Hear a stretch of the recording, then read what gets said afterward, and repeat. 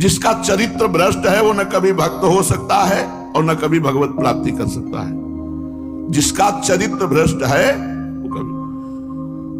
अब उनको तो पता नहीं था, एक बड़े विद्वान थे तो बाबा के पास आए और स्वामी अखंडानंद जी भी महाराज बैठे थे बड़े बड़े।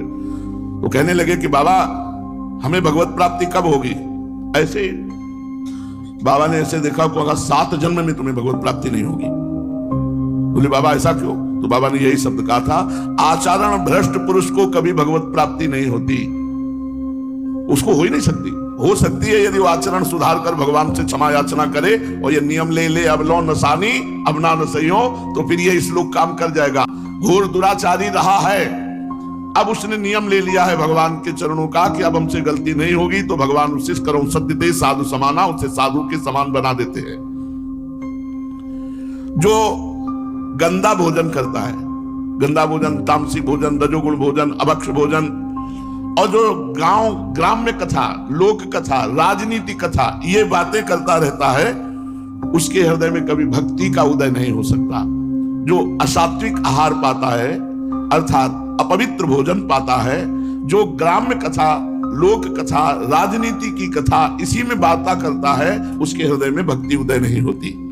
नाम जप के द्वारा बहुत जल्दी हर लाभ प्राप्त किया जा सकता है, पर लोग अरे पूरा जीवन का जीवन निकल गया, कुछ साथ नहीं लगा।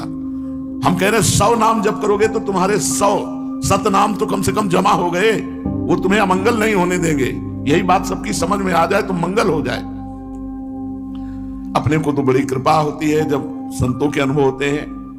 कल एक वेशधारी 65 वर्ष के होंगे, तो उन्होंने सत्संग सुना होगा, उससे प्रभावित होकर के आए होंगे सत्संग के प्रभाव से।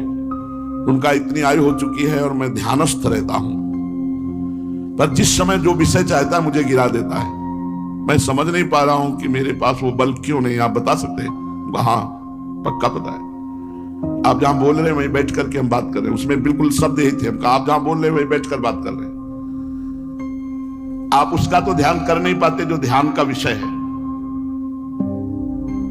उनका आप विचार करके देखना, स्थूल सूक्ष्म कारण तीनों शरीरों का त्याग करके स्वरूप में स्थित होना वो है नहीं। बोले नहीं।